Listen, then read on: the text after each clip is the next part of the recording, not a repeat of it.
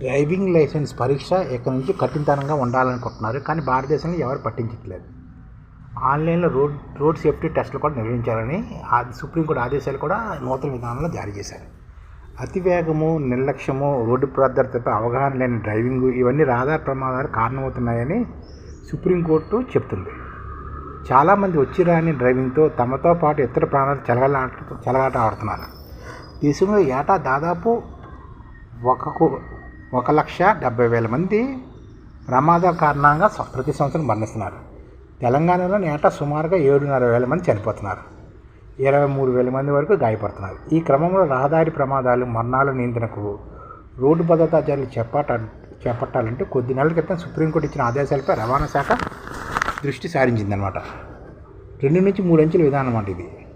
Driving licence పొందే విధానంలో కీలక మార్పులు తీసుకొస్తూ రవాణా శాఖ కొత్త విధానాన్ని అమల్లోకి తీసుకురానుంది.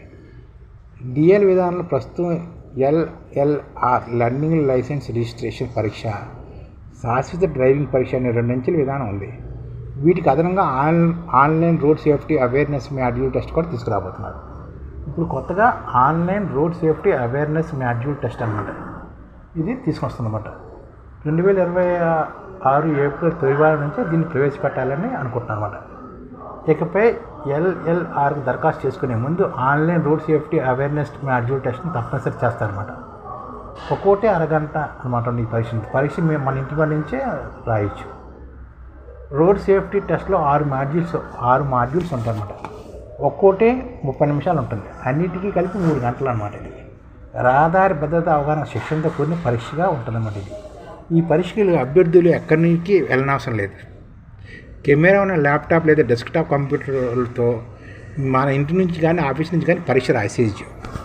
లేదంటే డ్రైవింగ్ స్కూల్ సెంటర్ నుంచి పరీక్షకు హాజరయ్యే అవకాశం కూడా ఉంటుందన్నమాట.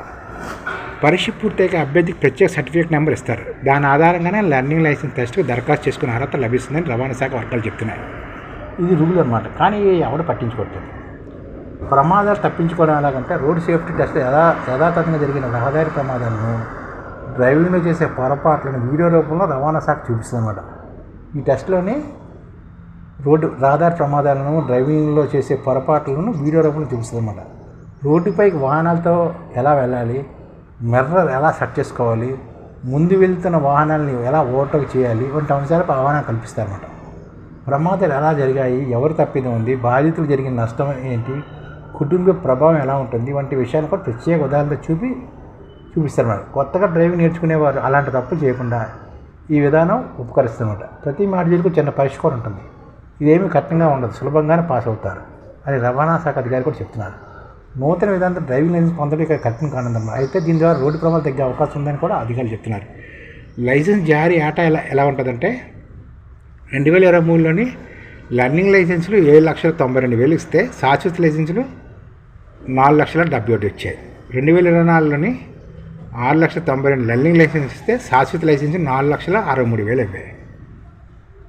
2024లోని ప్రమాదాలు 25,986 జరిగితే మరణాలు 7,949 జరిగాయి తెలంగాణలో. అలాగే తెలంగాణలో 2025 సంవత్సరంలోని 27,352 ప్రమాదాలు జరిగితే 7,545 మంది మరణించారు. ఈ విధంగా రోడ్లలోని వెళ్తున్న ప్రమాదాలు పంచుకొస్తున్నారు. అందుకని రోడ్ సేఫ్టీ అందరూ పాటించాలని చెప్తున్నారు అన్నమాట.